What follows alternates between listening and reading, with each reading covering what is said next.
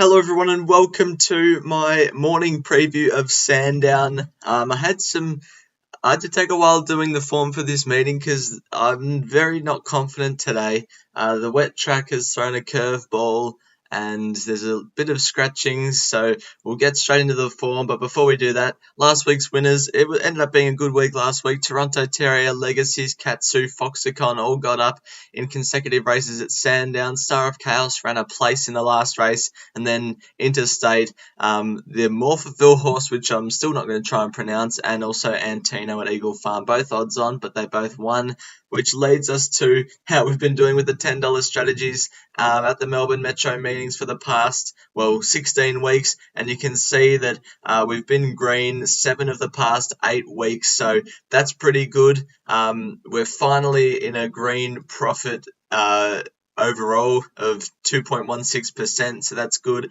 The graph just keeps rising up, and hopefully it can do the same today, although, as I said at the start, not too confident.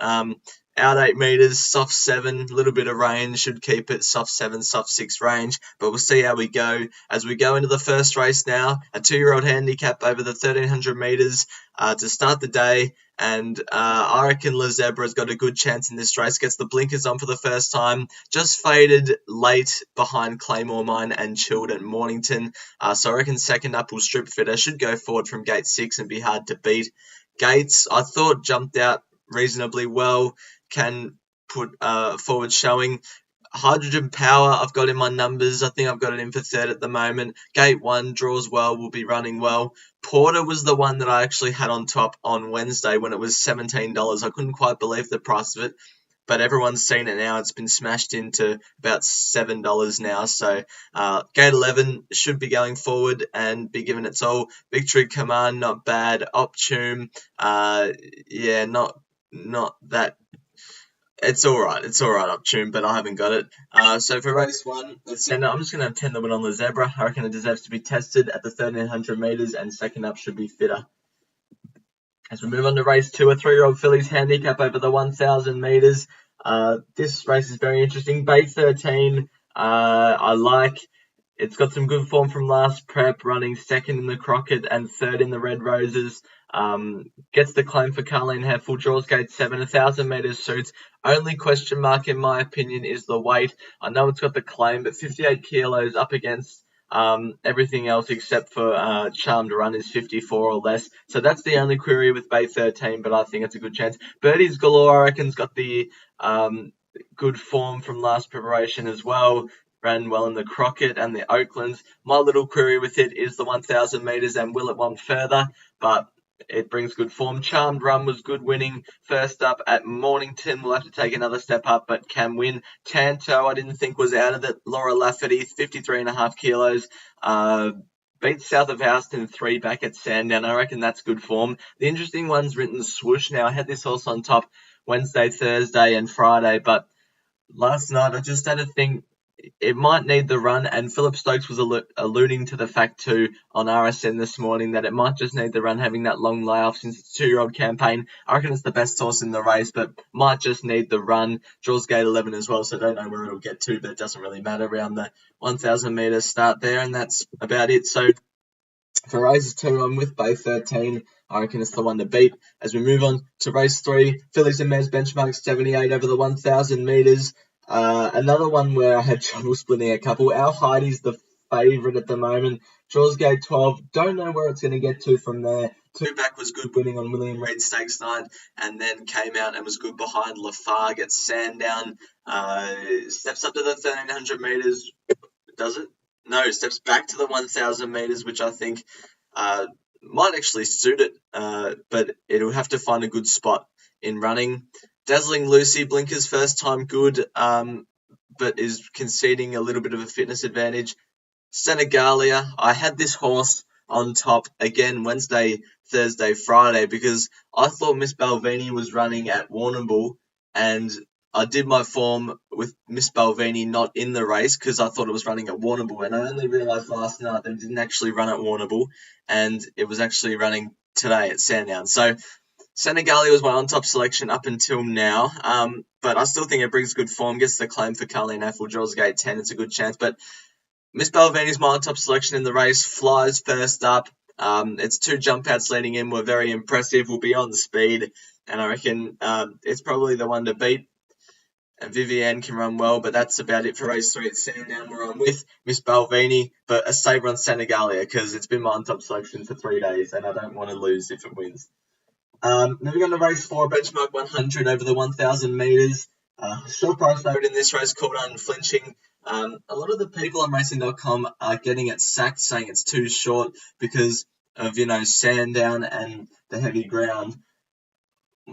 That is a slight question mark, but I still think it'll just win. 1,000 metres is its go. It'll just jump, lead, and Sandown's got a long straight, so my little question mark is the end of 1,000 metres at Sandown, but I still think it's got the class to hang on, has got the fitness to hang on. Celine Gaudray claims at 2 kilos, given a little freshen up since this. It likes its run spaced, and I think it should be winning Unflinching. Blessed has been well backed as an absolute swimmer, was pretty good last start in the Hariba behind Jigsaw, can run well again. And Wolflands I thought was slightly over the odds, 51 kilos for Carleen Heffel, loves wet ground and can run well. And that I reckon is the biggest danger to the favourite, but I am with the favourite Unflinching. I reckon it's the one to beat in race 4. Race number 5 is a Fillies and Mares benchmark 78 over the 1,600 metres.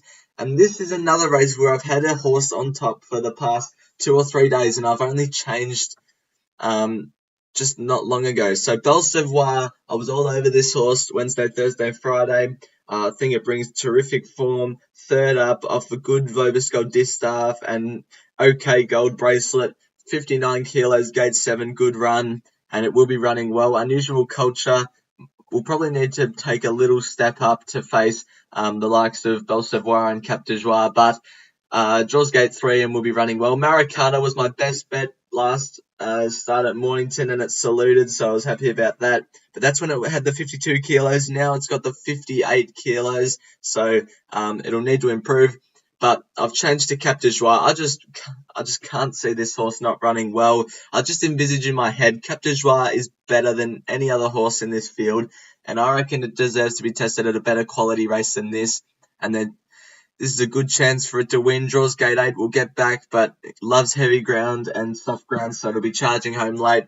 Was probably caught behind a slow speed behind Fancy Lansky, and before that was a good winner at the Valley. So with a long Sandown straight, it'll be winding home, and that's why I put on top. Thought Provoking, I think, can run well second up too. But race 5 at Sandown, again, don't want to lose on Belsevoir because I've had it on top for a while, and Cap de Joie.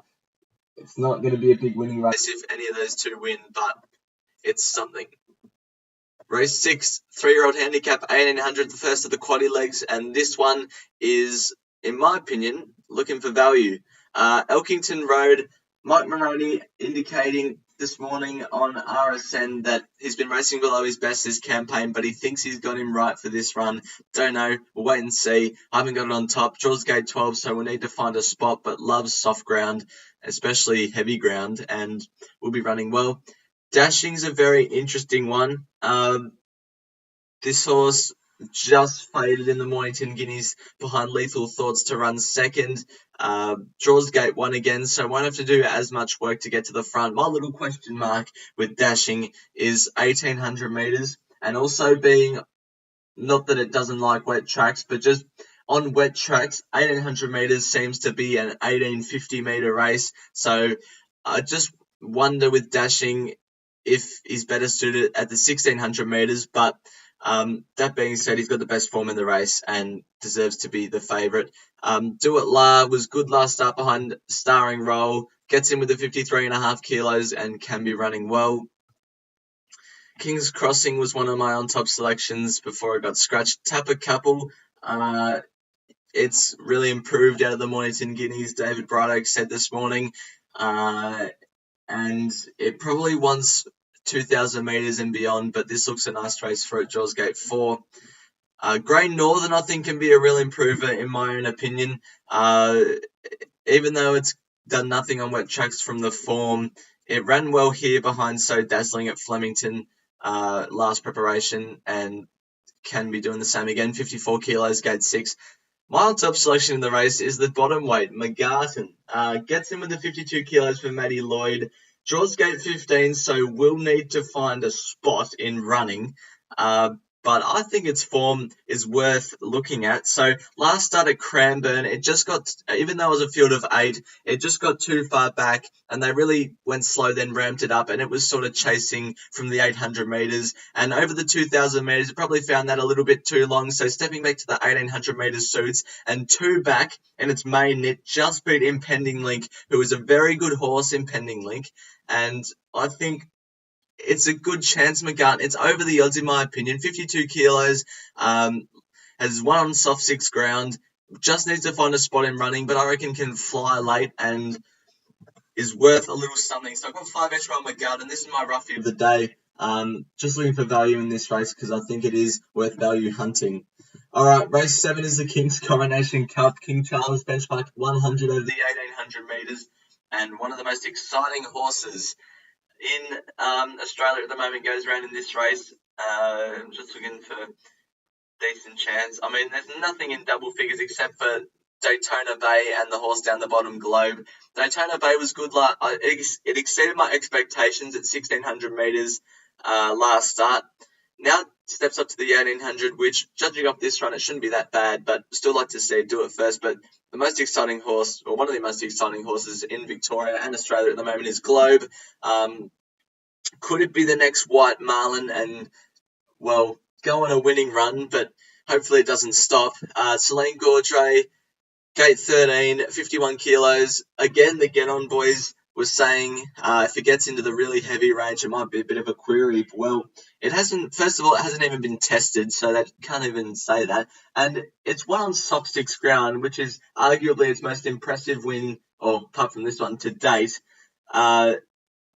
And soft 6 at Pakenham is usually pretty wet. So I think Globe is not terrible on a wet track, and I reckon it's actually suited on a wet track. From gate 13, just has to find a spot on speed. 51 kilos, it'll be winning in my opinion. So we'll just get it over and done with. Globe, I reckon, is the one to beat in race 7.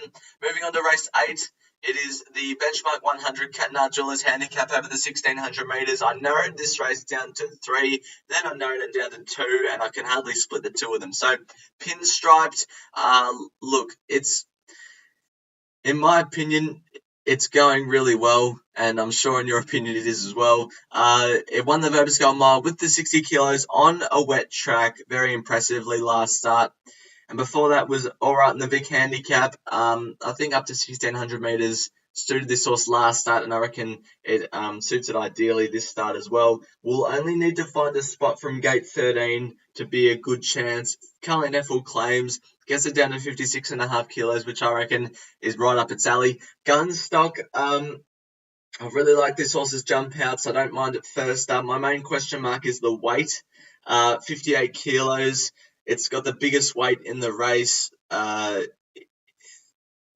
I just would have liked to see it on a bit of a lighter weight for me to tip it on top, but we'll see how it goes. And the other one that I couldn't split from Pinstripe was Alverdun.